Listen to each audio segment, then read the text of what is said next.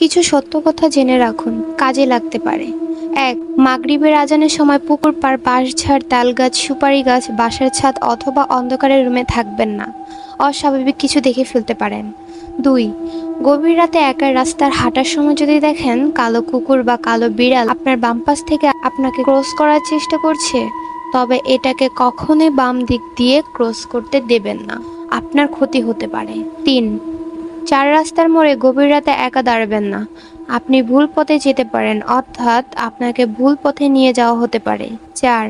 যদি দেখেন বাঁশঝাড়ের কোনো একটি বাঁশ কোনো কারণ ছাড়াই নিচু হয়ে আছে, তবে ওই বাঁশের ওপর দিয়ে যাওয়ার চেষ্টাও করবেন না, আপনার ক্ষতি হতে পারে।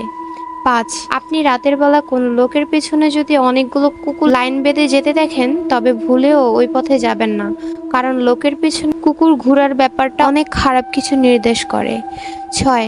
ঘুম ভাঙার পর যদি আপনার মনে হয় রুমে অদৃশ্য কেউ একজন আছে, তবে সাহসিকতার সাথে বিষয়টা অবহেলা করুন আর চুপচাপ রুম থেকে বেরিয়ে যান। ৭. রাতে কেউ যদি আপনার নাম ধরে ডাকে, তবে ওই ডাকে সাড়া দিয়ে বাইরে যাবেন না, যদি যান তো আর নাও ফিরে আসতে পারেন।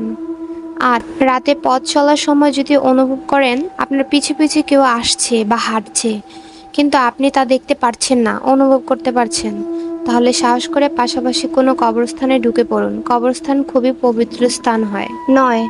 পুরনো খালি বাড়ি ও শ্মশানঘাট যতটা সম্ভব এড়িয়ে চলার চেষ্টা করুন। ১০. কখনই ব্ল্যাক ম্যাজিক নিয়ে পরীক্ষা করতে যাবেন না, আপনি কি করছেন তা বোঝার আগেই আপনার অপূরণীয় ক্ষতি হয়ে যেতে পারে। ১১. রাতের বেলা কখনোই মাজারের সাইড দিয়ে ফুল সাউন্ডে গান বাজিয়ে গাড়ি চালাবেন না, দুর্ঘটনা হতে পারে। আশা করি কথাগুলো আপনার মস্তিষ্কে গেঁথে রাখবেন। কথাগুলো অন্তত স্বাভাবিক অস্বাভাবিক মনে হলে কিছু করার নেই, কারণ অনেকেই এই বিষয়গুলো নিয়ে প্রত্যক্ষ করেছেন।